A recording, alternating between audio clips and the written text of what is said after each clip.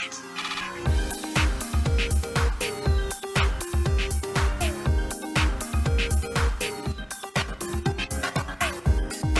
are now listening to the Going North podcast with your host, author and speaker, Dom Brightmon.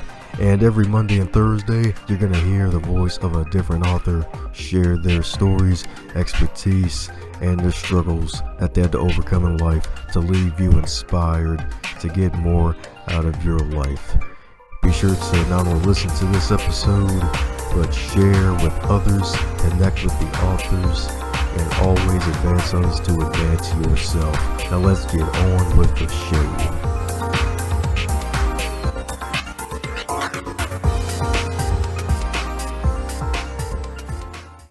And today on the Going North podcast, we're back at you again with another best-selling author, baby.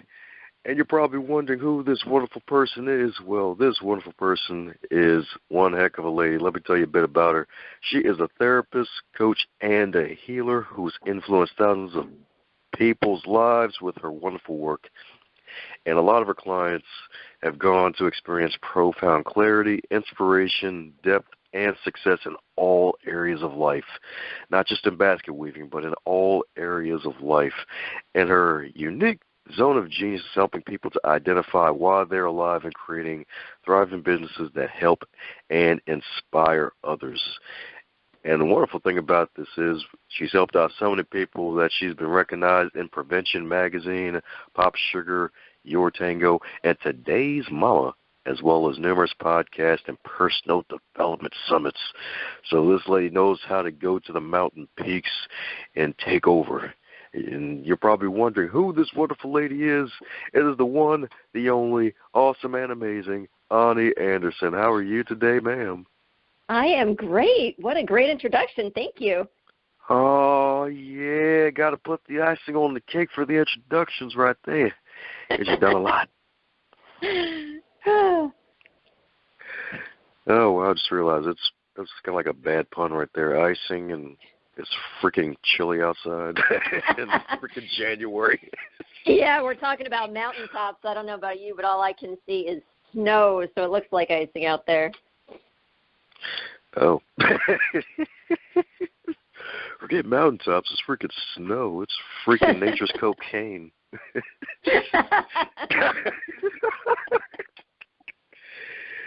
Woo! Well, enough of my bad jokes. Well, actually, no, they're more probably going to come out later. So, Matt, telling us a bit about yourself and how you got to where you currently are, since introductions aren't allowed to be 10 days long. Yeah, sure.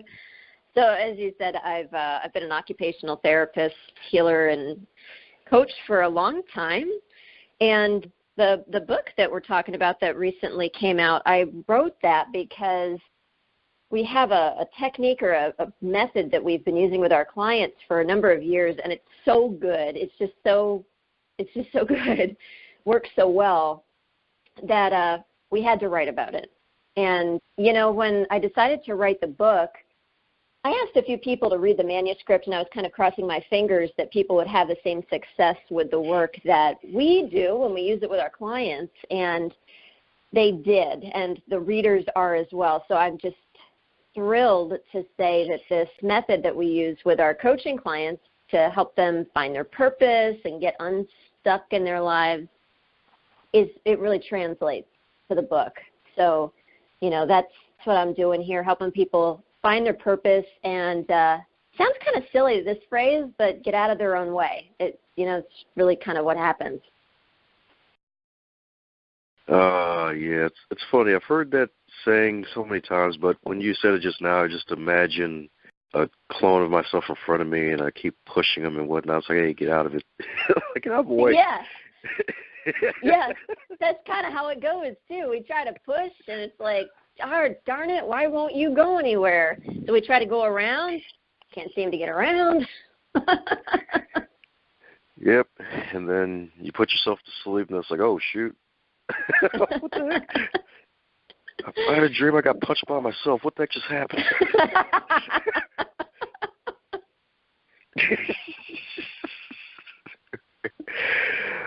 Oh, man. But, yeah, you're right, though. When it's really true, because and what I love about your whole platform and everything that you're doing is the fact that you talk about a piece that's kind of missing, and it's usually the feeling piece, because the whole mindset thing is like, yeah, change your mind and think new thoughts. And I'm like, yeah, that's freaking awesome. I'm a proud proponent of that, but am I going deeper into what you mean about the whole feeling part of the mindset too? Yeah, sure. We have this totally backwards idea that we can just think our way and not feel anything, and it doesn't work like that. We're all connected. And it's been my experience with doing personal development work for as long as I have, and watching people who, quote unquote, succeed in the outward success kind of ways, and working with so many people in this capacity. One of the ways that people have really been able to get by in the past is by putting on a big coat of armor and pushing through whatever they feel. And it's really been my experience that something's changing in the world, and it just isn't working like that anymore. We're a society that is now talking about feelings. It's not like that's a dirty word anymore. We're willing to talk about it. And by learning how to work with your feelings, you don't have to push through. One of the things that happens so often when people push through is they get sick or they get injured. And in the beginning of my career, I was really working with people who were dealing with pain stuff, primarily body pain, stress stuff that manifested in the body. And that's one thing I saw more than ever, is people were coming in because they were just pushing so hard and tired of pushing. Their bodies were tired. So I think it's really time to have a new conversation, because the feelings not only are important, I think they really drive us in ways that we're just beginning to understand. Oh, yeah, with both steering wheels. That's how they drive us. That's right. Yeah. Hey. No, but you're right, though, because it's like we're emotional beings. And, I mean, if you suppress something long enough, then it'll explode, and it might not be in a way you like either. That's right. Yeah.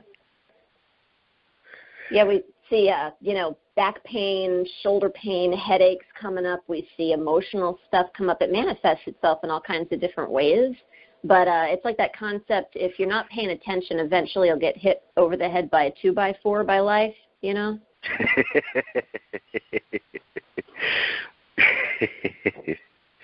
Yeah, just imagine the visuals like, hey, buddy, how you doing? Like, who are you? Oh, just life, and then just boom.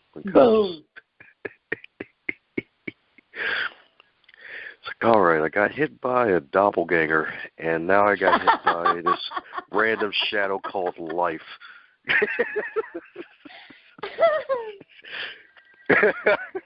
And life can hit a lot harder. It doesn't have to be like that. That's the thing. It doesn't have to be like that, I swear. We're making it sound all bad here. We got to soften it up a little bit. Yeah, you're right. Yep. Got to make it good. Got to make it good with 7 O's. That's right. Make it so good indeed. Well, speaking of good, in the last chapter, your book was probably very, very powerful for me in a way, because you told a story about that time you were with the relationship coach and talking about how your husband Brian is perfect, and she's like, no, he's not. Oh, yeah. Yeah. Yeah, don't tell me I said to her, my husband's the best. And she said, no, he's not. And I was like, what a terrible thing to say, which is not the exact language I used in my book, but what a terrible thing to say. Yes, he is. He's the best. And boy, that was one of the best things anybody ever said to me. It really opened my mind to the fact that my life can always get better. And holy wow, my life got better after taking that ceiling off myself in my relationship with my husband. And I find myself now, you know what, I think I used to feel greedy. I was told not to be greedy as a kid kind of thing. You've got it better than the starving children in Africa. So, just don't ask for much more. And I think a lot of people can resonate with that. So there's that. And your life can be amazing, and it can get better, and that's okay. There's always ways that you can expand. It's great for you to experience life like that. And the more that we experience life in its expansion, the more we can inspire others to do that too. So it's all right. It's all right. It's not greedy. I find that for me, the more that I expand in all capacities of life, in my relationships, my health, my business, the more generous I feel. Oh, yeah, that's right. That's right. All sorts of good expansion. That's right. The good expansion, the more you expand, the more you have to give. Unless it's the waistline. If you expand too much in there, that might be giving a little too much. That's unfortunate. That's one I can't resonate with. I am one of those people that gets eyeball rolls because I just have a really good metabolism, and I just turned 40, and people tell me it's like they're cursing me. You watch out. You're the person who can eat chocolate cake all day now, but you watch out. It's coming. All right. Well, embrace your fabulosity at 40. Oh, man, because it's freaking amazing. But yeah, it's always good. And that story is just so powerful because it's like, hey, this isn't the best. The best is still yet to come. There's always more out there for you. And it's like, wow, it's like when you hear that, it may be all cheesy and cliche. Yeah. You may think of it in one way, but it's like, wait, it could be for all areas, like even an already thriving relationship. You can thrive even more. Yeah. Yeah, it's one of my favorite things in my business. Yes, people contact me and work with me because they have problems, but my clients usually stick around a really long time. And so we get to the place where they've achieved whatever goal that they were initially working on. And I'll wonder, are they going to go? Is that going to be it? Goodbye. And they'll say, what are we going to do next? And I'll say, I don't know. What do you want to do next? And they'll say, I want to. And whatever they say is really deepening their experience of life. Or we could go the opposite way and say, broadening their experience of life. It works in both ways. And that's such a wonderful place to be, I think, because when we're in that place, it's not like there's never quote-unquote problems, but we start to see them as opportunities for more growth instead of problems. And that frame of mind, that's the way to be. I mean, it's just an amazing way to think. That's right, an amazing way to think indeed. And also you believe in the power of choosing the right words, too, along with just the growing and expanding. So am I going deeper into that? Yeah, we use words all the time, and we don't really understand what they mean. I've become a big, big fan of either when I'm catching myself saying something, or I hear something on the radio or the news, or I hear a friend say something, and a word kind of catches my attention. It's like, how do I describe this? It's like, there's something up with that word. There's just, what's up with that word? And I'll think to myself, what does that word mean? And I'll kind of get an idea of what I think it means, and I'll look it up in the dictionary. And what I think is totally incredibly fascinating about this is the words that we use have agreed upon definitions. And those definitions can most of the time be found pretty accurately in the dictionary. By the way, those definitions were made a long, long time ago, first of all, And so we're still using them, right? I blame the wiener dogs for how long it's been. What's that? I blame the wiener dogs for how long it's been. Yep. Long, long time. And so we're still using them, and we still have these agreements in society about what they mean, and we use them all the time to create our reality and speak to people and have conversations and talk to ourselves in our heads. And a lot of times we haven't really been thoughtful about what words mean. So I am a huge believer in really being more aware, not only of the words that you're using, but what you want them to mean, what you think they mean. So look them up in the dictionary, but then consider, how am I using this? What do I think it means? Is there any kind of spin on the definition that I really want to embody in my life? I was just talking with somebody the other day about judgments. They were saying, I don't want to be so judgmental, and I can't figure out how to not be so judgmental. And I said, let's look that word up in the dictionary. And we looked it up. Honestly, I don't remember exactly what it said right now. But we recognized that basically it's a function of the human mind that we're going to judge things. So to say to ourselves, or to shame ourselves, I shouldn't be so judgmental, I don't want to be so judgmental, it's actually really unfair, because the human mind is going to judge things. So then we got to have a whole different conversation. All right, so if everybody's going to judge things, if that's a function of how the mind works, what do you really mean? What are you really looking for? And they said, well, I find that sometimes my judgments are really mean to myself or other people, and I don't want to be like that. Okay, so now we're having a totally different conversation. So what do you want to be instead of judgmental? And we got to the place where they decided they wanted to be more discerning and more kind. Cool, huh? So like that was really, really wonderful to look at. That's right. Wonderful indeed. It gets folks away from just using just random buzzwords they keep hearing on TV or whatever. It's like, I don't want to be judgmental. I'm like, nope, you got your gavel with you every day. Stop playing. Totally. Or authentic. That's one that, I really, or happy too.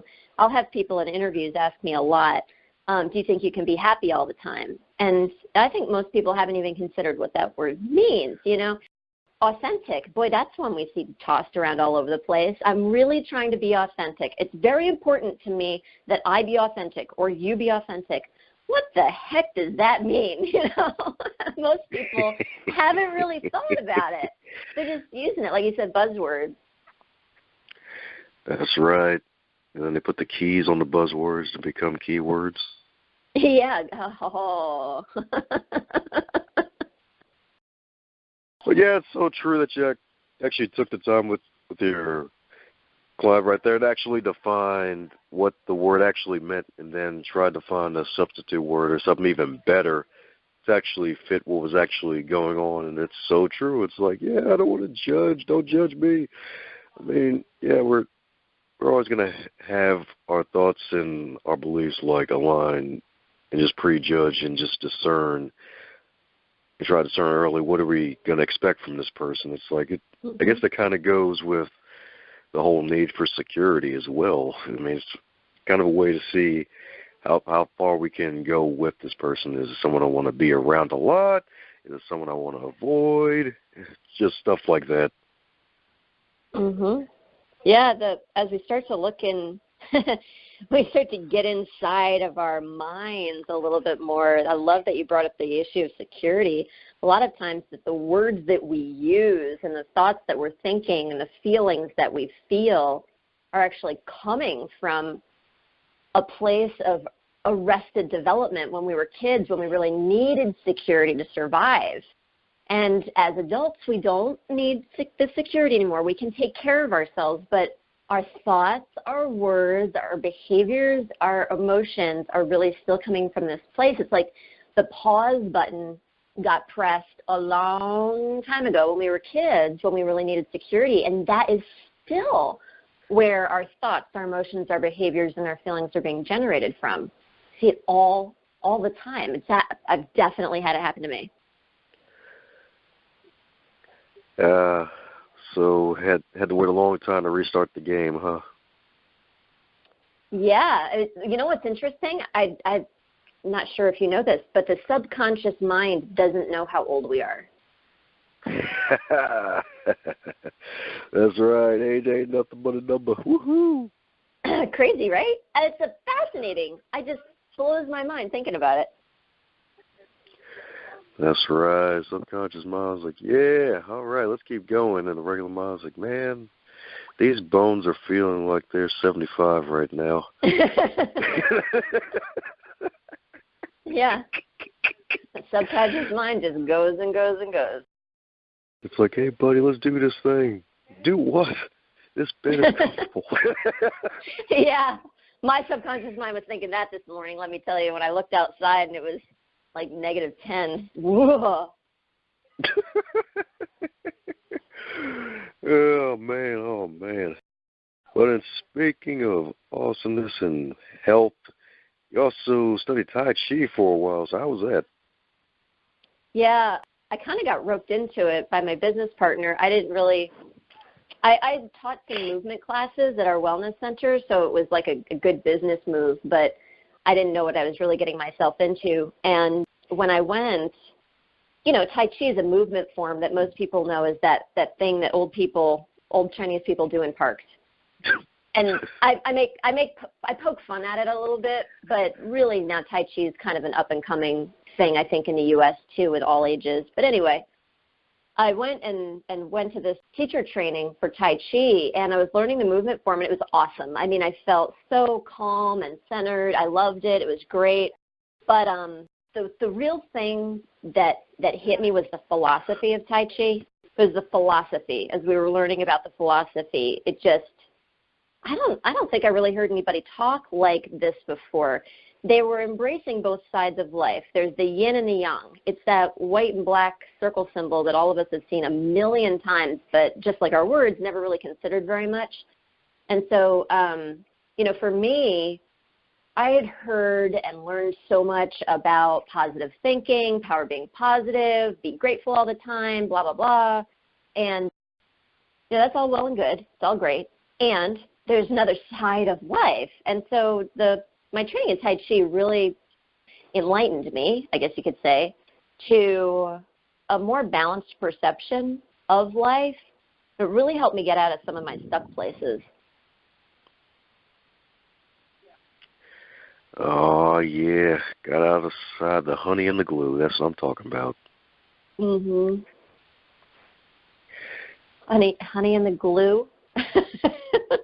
Yep. Yeah, it says about it. Yeah, the stuck places, right? Yeah. No, I'm following you. That's funny. Yep. Yep. Got to use your mind for this bad humor.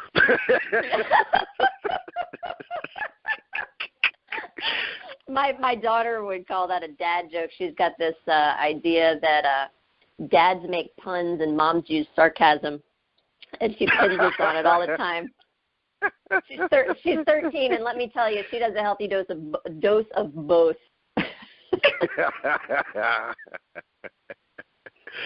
Oh, man. Yep. Yep. Enough colleague says, like, yeah, you're going to be the best dad ever because you have so many bad dad jokes. Like, okay. I think it's a job requirement. There we go. That's right. That's right, and not left to date. But yeah, that yin yang symbol is powerful indeed. I'm not sure if it was Bruce Lee's book or another one, but it was talking about the light and the dark, but it also mentions the little circles of the white and the black and the opposite sides, and it's really powerful that no one actually pays attention to that, where it's like you still need a little bit of both to function. It's never really just all black and white. There's also a bit of both in both sides. Yes, that's the power of that Tai Chi symbol. Like a long time ago, ancient people sat around and they were thinking to themselves, how can we describe the whole of the universe in one easy little logo? And that's what they came up with. I mean, you can literally just ponder and talk about that symbol forever, for just ever. It's so fascinating. Those little seeds in the opposite, we see that all the time in our lives. It's like, you know, what a really easy example is the most difficult and challenging times in our life can create the most amazing times in our life. I mean, for me, my challenges, specifically my life challenges a number of years ago, about 8 years ago now, they have created such an amazing life for me. And I couldn't have the life that I have now if it hadn't been for those challenges. And I'm sure, most of the listeners can think of a time in their lives when life was hard. And if it hadn't been for that thing, you wouldn't be able to enjoy some certain aspect of your life now.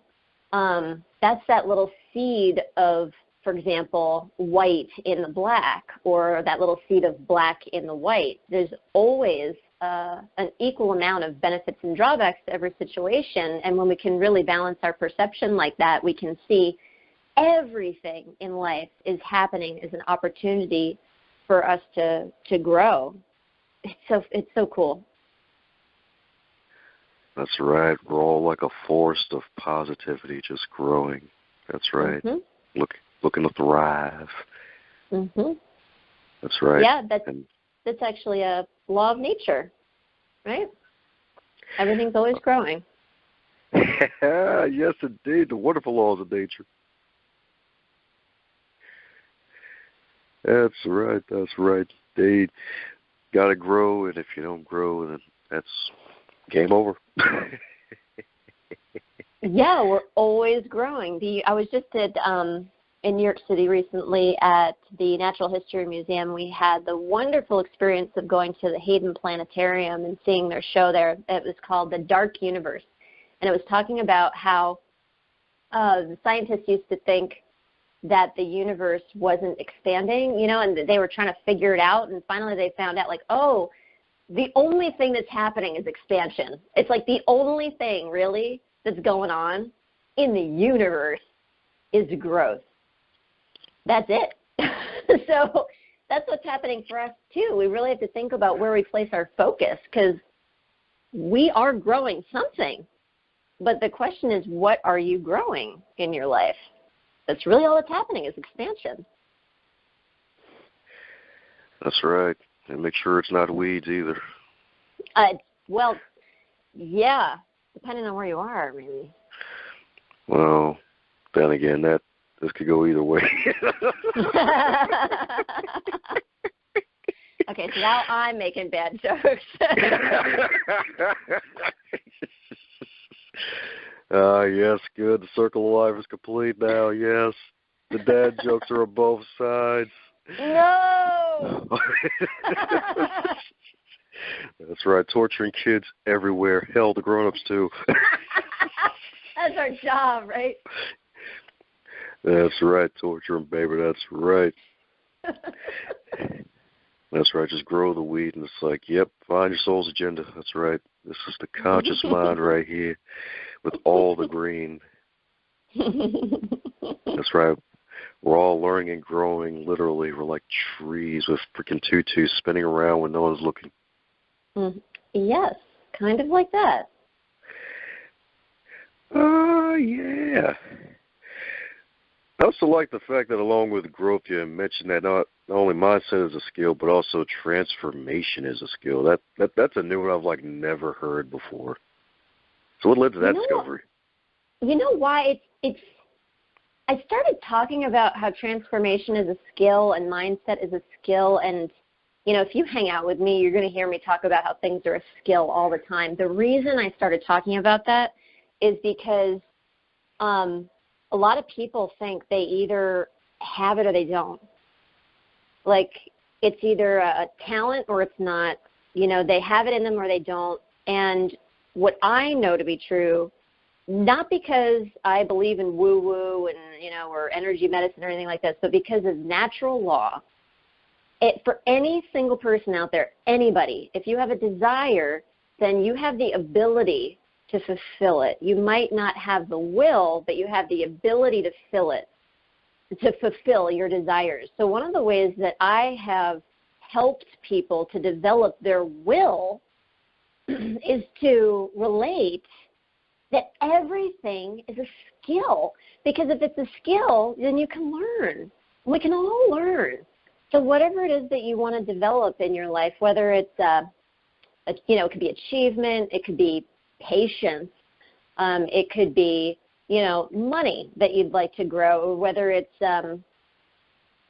maybe finding passion in your life or love, whatever it is, literally, whatever it is, it can be a skill. And, I suggest whatever it is that you want to grow, find somebody who has developed that skill and has awareness of the things that they did to get to that place in their life, and have them teach you. Skill development. That's why I started talking about it. It really, really helps people to develop their will so that they can have the life that they want. That's right. You can help them get that mini miracle, right? Yeah, absolutely. That's right. Little miniature miracles right there. That's right, like little figurines. Mhm. Yeah, people want to know, like, can I help them have a breakthrough? I think this is really important. I think anybody can have a breakthrough, but breakthroughs are like momentary, and they're awesome. Don't get me wrong, but they're quick and they're momentary. What I hope for people is transformation, because a breakthrough, it can happen and then it's gone, and you don't know how it happened and you can't reproduce it. But with transformation, you become a whole new person. Transformation takes some time. It takes some learning. And then you become new, and you have an awareness of what you did to get there, so you can do it again. I think it's important to bring up that it takes some energy, because we do kind of live in this society where we hope we can just take a magic pill. But when we understand that, skill development takes some learning, takes some energy, it's going to take some work. It's okay. Everybody else has made it who did it. You can do it too. It's a little bit more realistic way to look at transformation. Yes, indeed. Yes, indeed. And that's really great that you listed that, as well as many other things as skills folks can actually work to attain, because it's kind of like the whole drawing thing in prior class. Things like, hey, I can't draw at all. You can draw a stick figure, can't you? Yeah. Okay, you can draw. Like, hey, you can work up to a point, to a certain level of mastery in whatever you decide to do if you just give yourself enough time to work at it. So it's really awesome actually taking ideas and actually helping folks to get a lot closer to fulfilling them. Mhm. Yeah, that's right. Absolutely. Woo! Well, since no one really gets where they are at alone, I'm pretty sure there have been some books that have inspired you to publish yours. So mind sharing a title or two that have really inspired you? One of the books that really inspired me just came across my path today when I opened an email and saw a note from one of my clients, and she had a picture of a Anatomy of the Spirit. She was reading that book, Anatomy of the Spirit by Carolyn Mace, and she said, "Oh my gosh, look, it says this thing that you said in it." And I kind of flashed back to 20 years ago in college when I was reading that book. That book really changed my life. I found it on my bookshelf. My mom had given it to me when I was a teenager before I left for college, and I found it on my bookshelf in college, and it helped me through a really, really hard time. So that's one of that book has shaped my life tremendously. And another one is The Four Agreements by Don Miguel Ruiz. Have you read that one? I love that book. Love so good. Saves you time, too. Heck yeah, and energy, right? I mean, just like don't make assumptions right there. Boom. Amazing. That's right. Don't assume nothing. That's right. Even if you're wearing a T-shirt that says "I assume," don't assume nothing. Mhm. Absolutely. That's right. Be impeccable with your word. That's another powerful one right there. Yeah, well, he talks a lot about that creation of word, right? When I was starting to experiment with words, I was thinking back and then pulling that book back out and reading it. I mean, that when we talk about being impeccable with our word and not making assumptions and doing our best, all the things he's talking about in there, looking at how we use language is so aligned with that book. That book is, gosh, it's one of the smallest books on my bookshelf. The only other one I think that's smaller than that is the Tao Te Ching, which is another amazing book. Have you read some of the Tao? Oh, yeah. I started to get around to actually finishing it. I probably read parts of it here and there, but never actually finished it. That's a good book to do that with, though. You can just, like, flip and read one passage. That's the smallest book on my bookshelf, and yet probably the most profound. That's right. That's how you find a pro right there. That's right. Tiny book. That's right. Go for the tiny book. That's right. See, they told me to make a fat one, but, it's really the tiny books.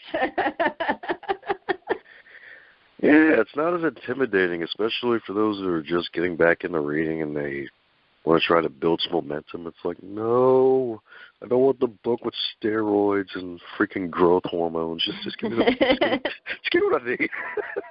Give me the tiny book with the one-liners. That's right, the one-liners, baby. That's right. Well, speaking of 20 years ago, a question I like to ask every guest is if they were 25 again in the current year, but they have all their knowledge and experience, what will be the first piece of advice that you would give to yourself?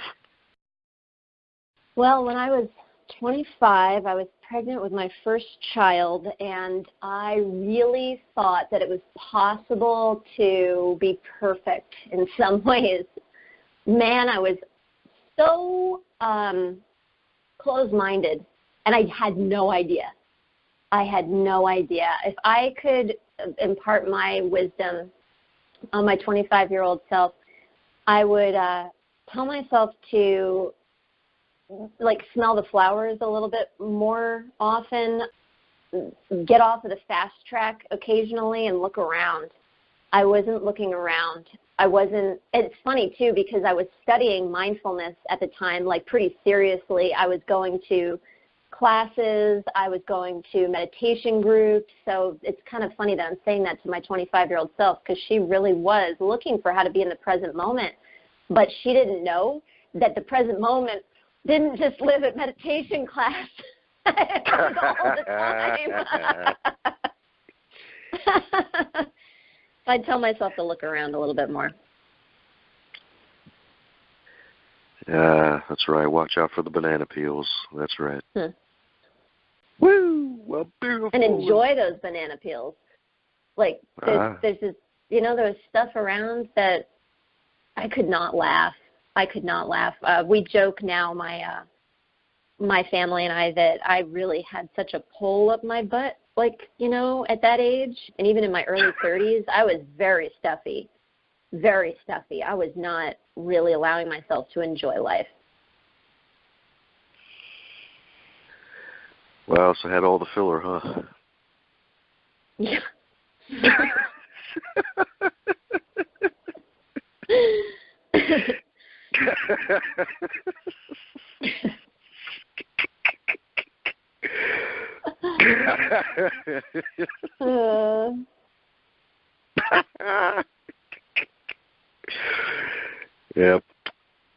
Yep, that's right. Like jelly in a donut. Yep. Like a Thanksgiving turkey. Yes. Boom, that's right. Drop the mic. Call it the stuffing in the turkey. That's right. Stuffy. That's right. That's right. So stuffy. It's got all the noses stopped. That's right.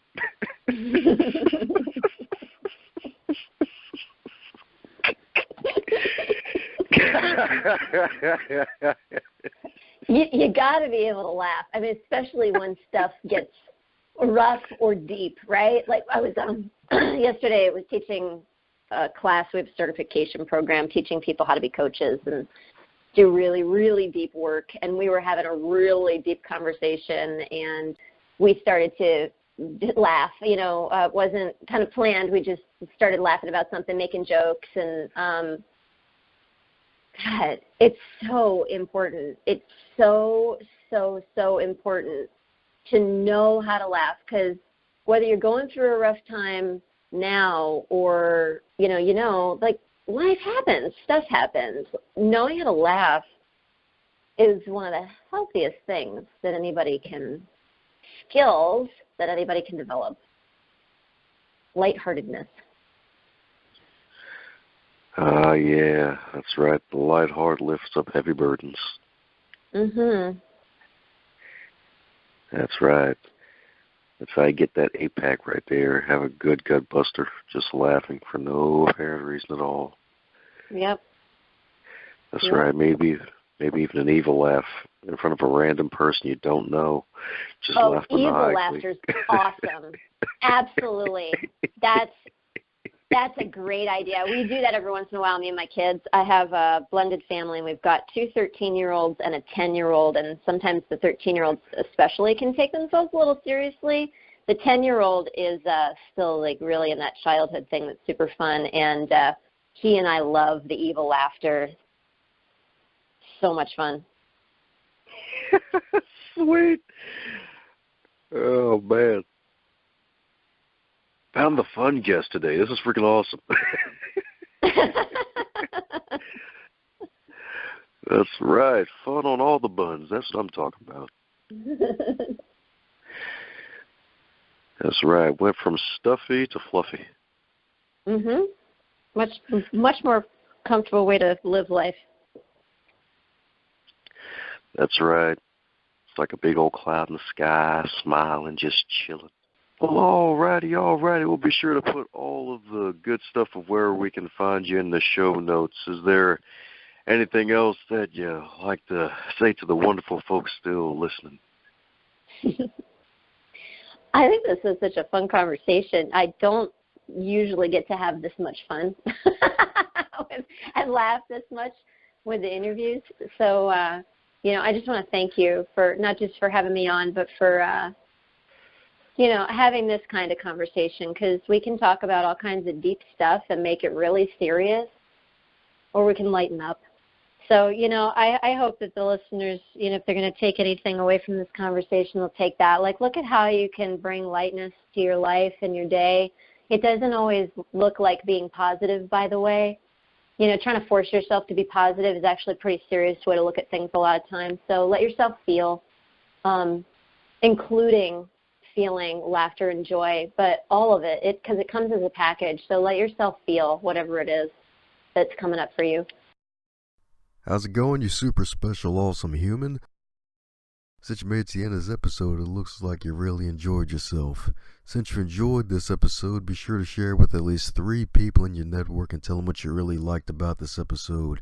Heck, even shoot myself or the guest an email and let them know what you liked most about this interview, so that way they